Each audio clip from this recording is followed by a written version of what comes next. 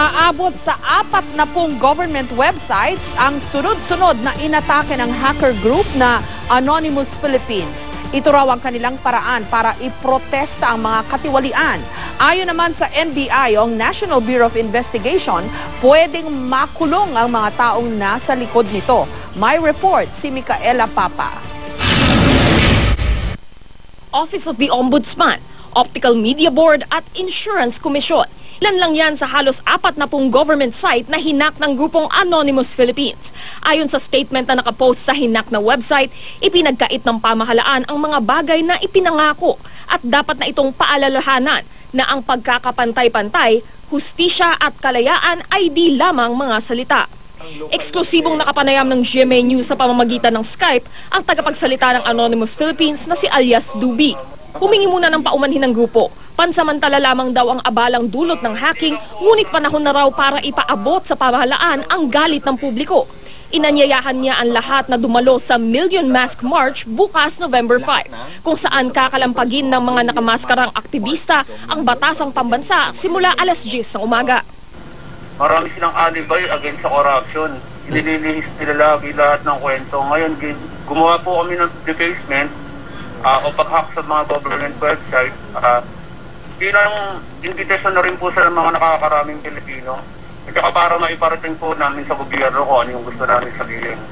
Binatikos naman ng Malacanang ang panibagong bugso ng hacking.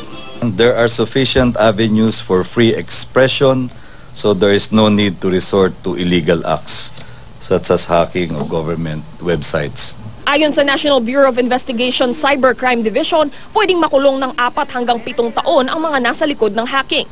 Ngunit ibang usapan pa ang pagtunton sa mga ito. Right now, we don't know yet how big information we can get from them, but that's our best shot for now to get those logs.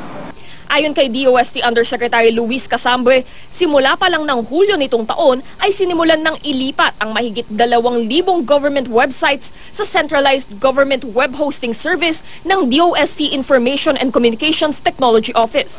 Sa ngayon kasi, kanya-kanyang kontrata ng private web hosting services ang mga ahensya, kung kaya posibleng magkaroon ng butas sa seguridad. By having a 24-hour team, of experts, we can ensure that the security is as high as possible constantly. Government agency man o private citizen, may magagawa naman daw para matiyak na mas ligtas ang inyong mga website at social media account, ayon sa isang web safety expert. Kung maaari, gumamit ng mga HTTPS site sa halip ng normal na HTTP site. Encrypted ang impormasyon dito at mas ligtas. Tiyakin na laging updated ang software, plugin at scripts. Siguruhing hindi madaling makuha ang iyong password. Maganda ang halo ng mga letra at simbolo. Huwag basta-basta mag-click ng mga ad at link, partikular na yung humihingi ng personal information. At higit sa lahat, kasi sa larangan ng cybersecurity, it's no longer a question of if, but a question of when.